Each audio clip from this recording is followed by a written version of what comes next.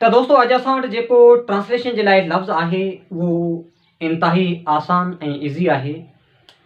I think तव्हांजो लफ़्ज़ पढ़ियल हूंदो, पर वरी वंस अगेन मां सोचियमि त लफ़्ज़ आहे तव्हां सां मां दोहराए वठां, छाकाणि त इंग्लिश या दुनिया जी का बि लैंग्वेज सिखबी आहे सिर्फ़ु ऐं सिर्फ़ु रिपीटेशन जे थ्रू ई।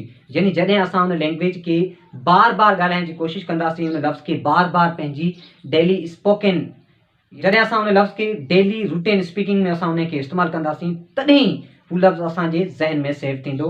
ऐं जॾहिं असां किथे ॻाल्हाए रहिया हूंदासीं त हू लफ़्ज़ ऑटोमेटिकली असांजे ज़हन में अची वेंदो।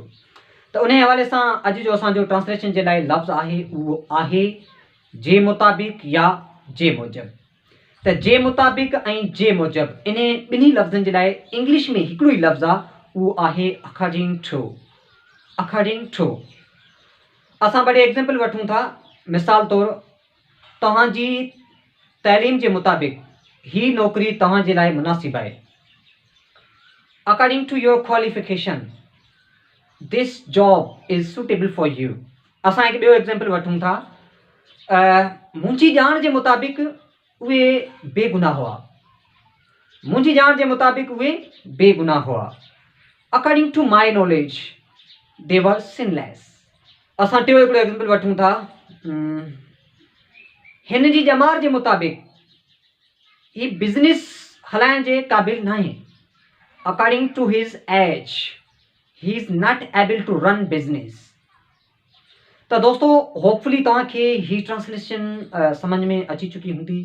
त अहिड़ी क़िस्मनि जूं खूब सारियूं ट्रांसलेशन खे सम्झण ऐं सिखण जे लाइ असांजे यूट्यूब चैनल खे फॉलो कयो, छाकाणि त मां तव्हांजे लाइ डेली हिकु नई ट्रांसलेशन खणी ईंदो आहियां।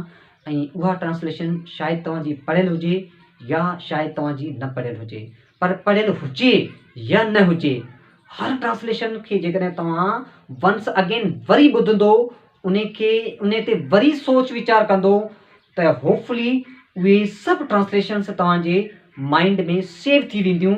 ऐं जॾहिं बि तव्हांखे उन ट्रांसलेशन जी ज़रूरत पवंदी, जॾहिं तव्हां कंहिं स्टेज ते, जॾहिं तव्हां कंहिं मेड़ाके सां ख़िताब यानी उन्हनि सां ॻाल्हाए रहिया हूंदा हुजो, त हुते तव्हां जूं जेके रिपीट कयल जेके ट्रांसलेशन्स आहिनि या ॾिठल बार बार ॿुधल जेके ट्रांसलेशन्स जेके बि आहिनि, उहे तव्हांजे माइंड में